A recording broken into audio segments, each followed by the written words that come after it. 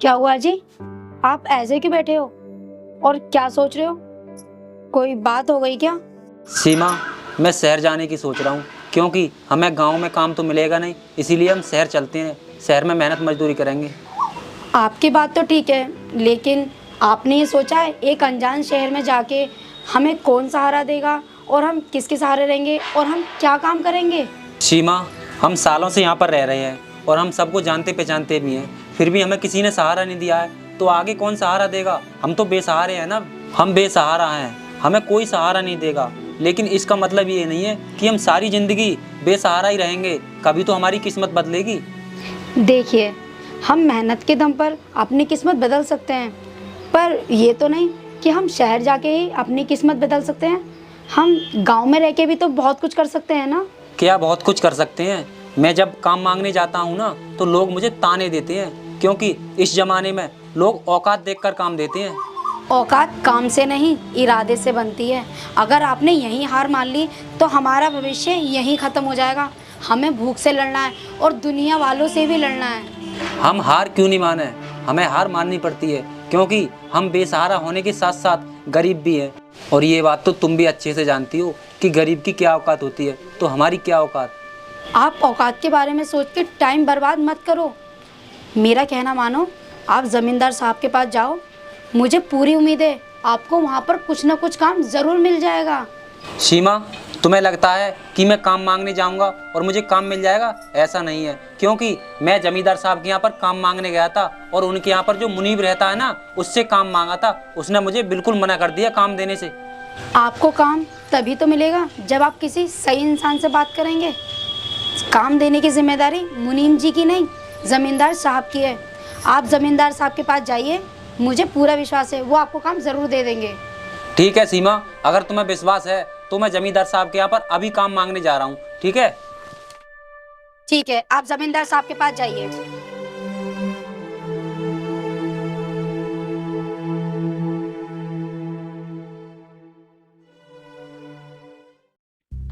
तुम गधों पर तो मैं अपना पैसा बेकार में खर्च कर रहा हूँ। तुमसे अच्छा तो मेरा कुत्ता है, कम से कम वो पूंछ हिलाकर अपनी वफादारी तो निभाता है। हाँ चल ठीक है, फोन रख।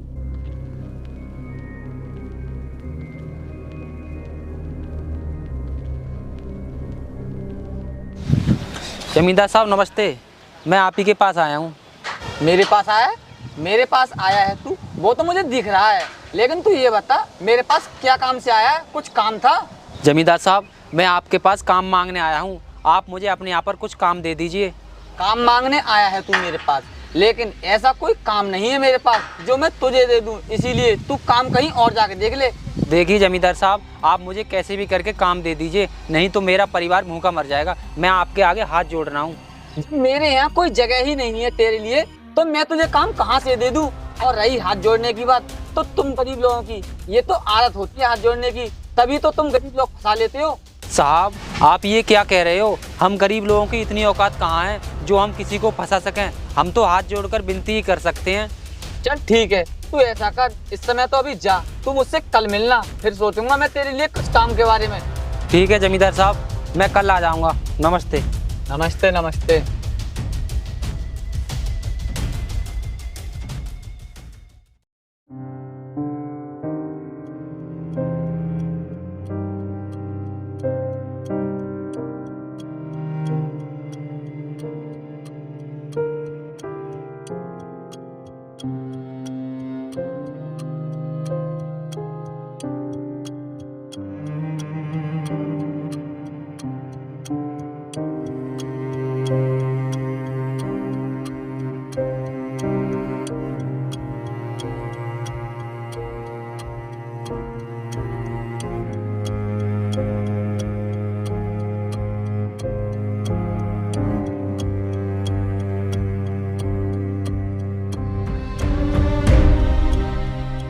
जी, आ गए आप?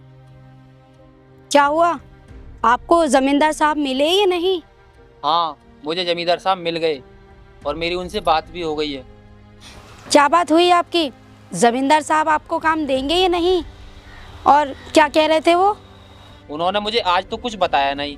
हाँ, कल मुझे उन्होंने दोबारा फिर से बुलाया है। कल बताएंगे काम के बारे में वो। अगर आपको ज़मींदार साहब ने बुलाया है तो आप जाना ज़रूर, तभी आपको काम मिलेगा। अब ये बात तो कल ही पता पड़ेगी कि काम मिलेगा या नहीं। अगर काम मिल गया तो ठीक है, नहीं तो हम कहीं बाहर चलेंगे। देखिए, आप परेशान मत होइए, कल आपको ज़रूर काम मिल जाएगा। अच्छा, आप एक काम करिए, आप मुँह हाथ धो लीजिए, मैं आपके लिए खाना लाती हूँ। ठीक।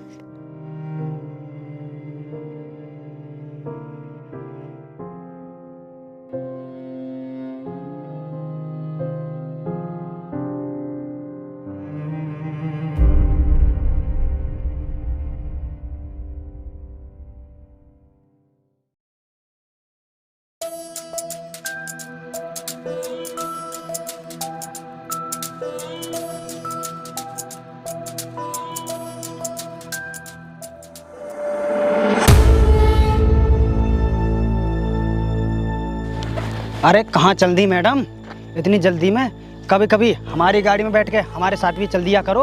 अकल नाम की कोई चीज़ नहीं है कि तुम्हारे अंदर? एक अकेली औरत को परेशान कर रहे हो। थोड़ी बहुत शर्म है या नहीं? नहीं आती शर्म? अगर तुझे शर्म आती है तो कोई बात नहीं, तू मेरे साथ गाड़ी में बैठ कर चल, मैं तेरी सारी शर्म दूर कर दूंगा। सुन बे कुत्ते, अगर मेरे पति को पता चल गया ना कि तू मुझे छेड़ रहा था तो मेरा पति ना तेरी जिंदगी छीन लेंगे। अगर तू अपनी भलाई चाहता है तो यहाँ से चुपचाप चला जा। क्या बोली तू? मैं चुपचाप चला जाऊं? मुझे लगता है शायद तुझे पता नहीं है कि मैं कौन हूँ। तू इस समय जिस जगह पर खड़ी है ना, वो जगह मेरी है, और तू मुझसे कह रही है मैं चुपचाप चला जाऊं यहाँ से? ये जगह तुम्हारे बाप की नहीं है, ये सरकारी है। तो तुम ये बात कैसे बोल सकते हो कि ये तुम्हारी है? ये जगह सरकार की हो या हमारी, बात तो एक ही है। लेकिन तू ये सब छोड़ और ये बता, मेरे साथ चलती है या नहीं? अगर तू मेरे साथ चलती है तो मैं तेरी जिंदगी रंगीन बना दूंगा, सोच ले। तू मुझे ऐसी वैसी औरत मत समझ, मैं एक पतिव्रता औरत हूँ। और बात रही मेरी जिंदगी की, तू मेरी जिंदगी क्या रंगीन करेगा? जब तक मेरा पति मेरे साथ है ना, तो मेरी जिंदगी रंगीन है और हमेशा रंगीन ही रहेगी। मुझे किसी की जरूरत नहीं है, समझा तू?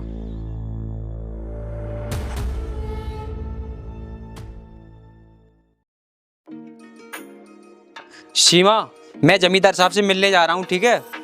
ठीक है। और हाँ सुनो, आप जमींदार साहब के पास जा रहे हो ना, अगर वो आपको काम ना दे ना तो आप उनसे हाथ जोड़ के प्रार्थना करना। ठीक है।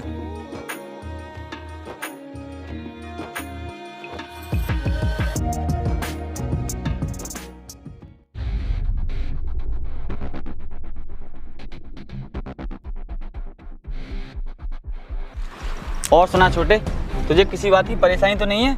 अगर किसी चीज़ की ज़रूरत हो तो मुझे बताना, मैं तुझे ला कर दूंगा, ठीक है?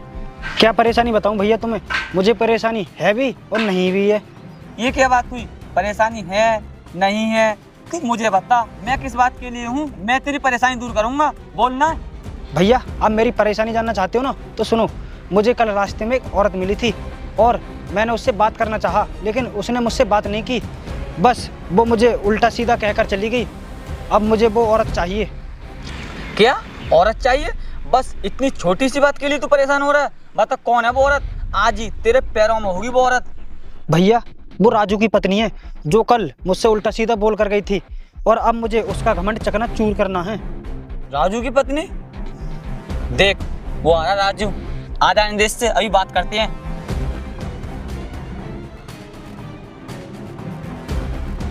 आ गया तू? हम तुझे ही देख रहे थे।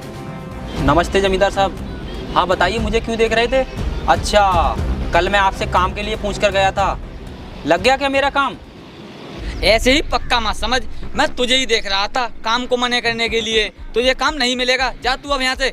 जमींदार साहब, मैं बहुत आस लेकर आया हूँ आपके पास, क्योंकि आपने कल मुझसे बोला था ना, अगर आपको काम नहीं देना था तो कल ही आप मुझे मना कर देते, मैं आज क्यों आता? अबे ओए, भैया ने मना कर दिया ना तुझसे, ये काम नहीं मिलेगा तो नहीं मिलेगा, जाना यहाँ से अब। जमींदार साहब ऐसा मत कीजिए, मैं आपके आगे हाथ जोड़ता हूँ, मुझे काम दे दीजिए।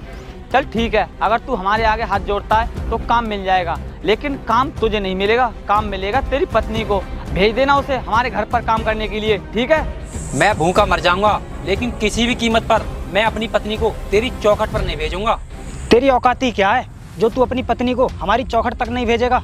तुम लोग गरीब हो, अपनी औकात मत भूलो। चौखट तो क्या, तू अपनी पत्नी को हमारे कमरे में भी भेजेगा? जमींदार साहब, अगर ये बात और किसी ने की होती ना तो अब तक मैं उसकी जबान खींच लेता। वो तो तुम्हारा ये भाई है, इसे समझा कर रखा करो, समझे? मैं जा रहा हूँ, मुझे नहीं चाहिए तुम्हारे यहाँ पर कुछ काम। भाई, ये किसके बलबूते पर इतना कड़कर बात कर रहा है? इसे कौन सहारा दे रहा है? इसे सहारा कोई दे ही नहीं सकता, ये बेसहारा है और बेसहारा ही रहेगा। तू चिंता मत कर, तू जो चीज चाहता है ना मैं पूरी करूंगा, समझा तू? चला चलते हैं।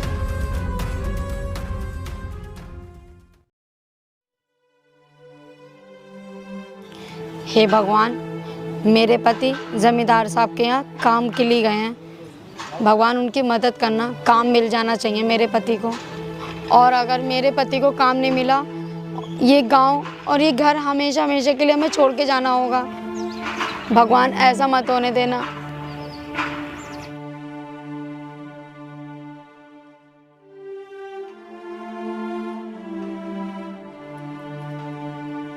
अरे राजू नहीं है क्या? वो तो नहीं है। आपको कुछ काम था क्या?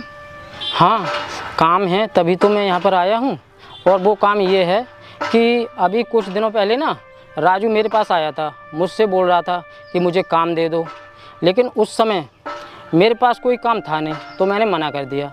लेकिन अब उसके लिए काम है मेरे यहाँ पर, क्योंकि एक जो मजदूर है ना वो अपने घर चला गया है, तो उसकी जगह पर मैंने सोचा राजू को ले लो। तो इसी बारे में बात करने के लिए आया था। अब राजू है नहीं घर पर, तुम बताओ, अगर तुम राजू से कह दो तो बताओ। बताना क्या है, अगर आप 2-3 दिन पहले आते तो शायद वो आपको मिल भी जाते। और उन्हें जमींदार साहब के यहाँ ना काम मिल गया है, अब वो वहीं पे ही काम करेंगे। क्या जमींदार साहब के यहाँ पर उसे काम मिल गया है?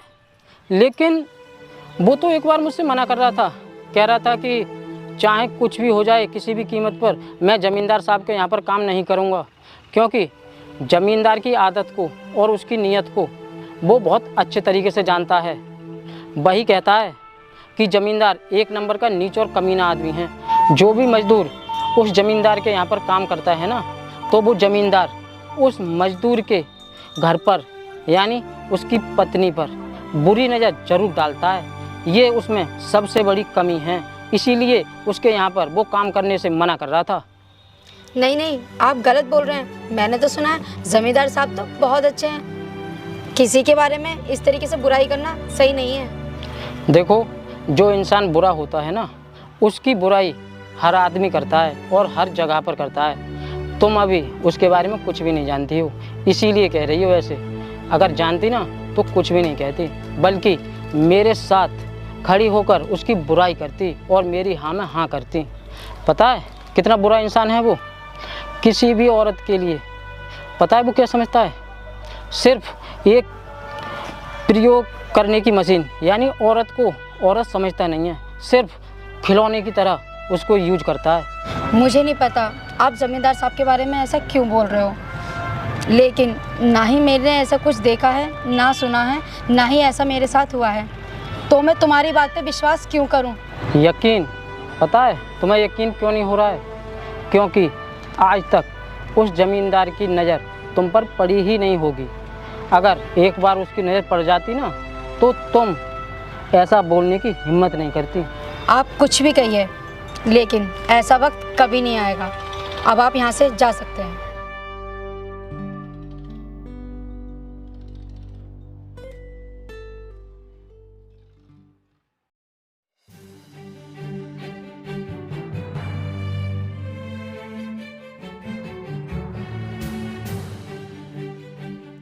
सीमा, सीमा, जो भी खाने पीने का सामान है सब पैक करो और चलते हैं। अब हम नहीं रहेंगे यहाँ पर। क्या हुआ? और आप ये सब क्यों बोल रहे हो? बताइए तो सही। ये सब मैं बाद में बताऊंगा, पहले तुम सामान पैक करो। अब हमें यहाँ पर नहीं रहना। लेकिन क्यों? कुछ तो बताओ, क्या वजह है? हम क्यों नहीं रुक सकते यहाँ? सीमा, वजह तो बहुत बड़ी है, तुम सोच भी नहीं सकती। तुम मेरी बात मानो, सामान पैक करो और चलो। मैं बाद में बताऊंगा तुम्हें वजह। ठीक है, मैं चलने के लिए तैयार हूँ, पर आप जमींदार साहब के यहाँ काम मांगने गए थे, उसके बारे में तो मुझे कुछ बताइए। अब मैं तुम्हें क्या बताऊं जमींदार के बारे में? वो काम तो दे रहा था, लेकिन काम मुझे नहीं, काम दे रहा था तुम्हें। अब तुम उसके घर काम करना पसंद करोगी क्या? क्यों? उसके घर में काम करने में क्या दिक्कत है? मैं तो काम कर लूंगी। आप ही ने तो बोला था काम जैसा भी हो कर लेना चाहिए। दिक्कत बहुत बड़ी है सीमा। तुम उसके यहाँ पर काम करोगी ना तो वो काम के बदले तुम्हारी इज्जत से खिलवाड़ करेगा। अब बताओ, तुम उसके यहाँ पर काम करना पसंद करोगी? इसका मतलब वो जो कह रहे थे जमींदार साहब के बारे में, वो सब सच कह रहे थे? कौन क्या कुछ कह रहा था? अरे आपके काम के लिए आया था कोई। वो कौन है और क्या सच कह रहा था? वो मुझे नहीं पता कि वो कौन थे, पर वो भी जमींदार साहब के बारे में ये सब बोल रहे थे जो आप बोल रहे हो।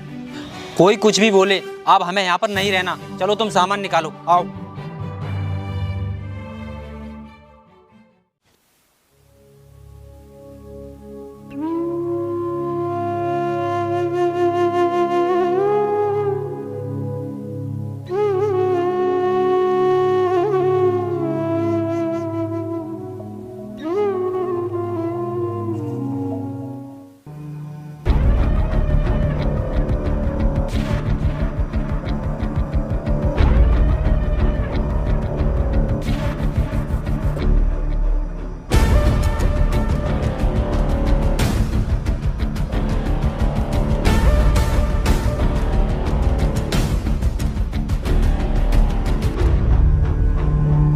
अरे ये जमींदार और उसका भाई यहाँ पर क्या कर रहे हैं?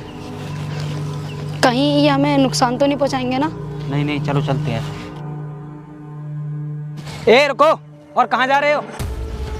कहीं नहीं, हम शहर जा रहे हैं। शहर में क्यों जा रहे हो? क्या गांव में जगह नहीं है तुम्हें रहने के लिए?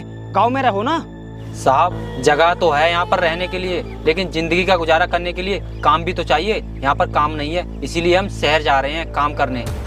हमने काम देने को कब मना करा है? हम तो तुम्हें काम दे रहे हैं, तुम काम ठुकरा के शहर जा रहे हो, लेकिन हम ऐसे तुम्हें शहर जाने नहीं देंगे। तुम जो काम दे रहे हो ना, उस काम को दुनिया का कोई भी इंसान ठोकर मार कर जा सकता है। तू क्या समझता है तू शहर चला जाएगा तो तुझे काम ऐसे ही मिल जाएगा? तुझे तो कोई अपने गेट के आगे खड़ा तक नहीं होने देगा। हमें कोई काम दे या ना दे, हमें कोई गेट पे खड़ा होने दे या ना दे, पर हमें यहाँ की तरह जलील तो नहीं होना पड़ेगा। ओ अच्छा, शहर में कोई जलील ना करे इसलिए तुम शहर जा रहे हो। शहर में भी तुम्हें जलील करने वाले मिल जाएंगे, इसलिए हमारी बात मानो, यहीं रहो, कहीं मत जाओ। तुम अपनी पत्नी को घर पर हमारे काम करने भेज देना और तुम फार्म हाउस पर काम करना।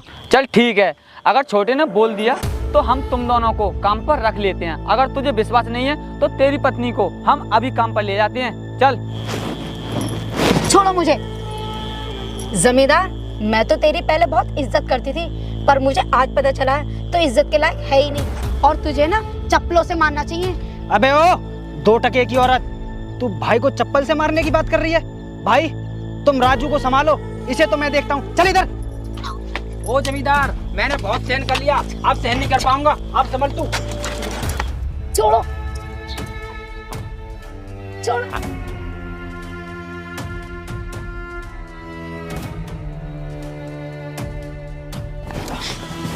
छोड़िए आप।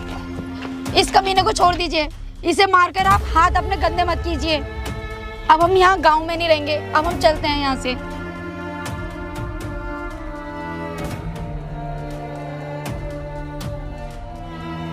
जमींदार सुधर जाना, समझे? नहीं किसी दिन जान से मार दूंगा तुझे।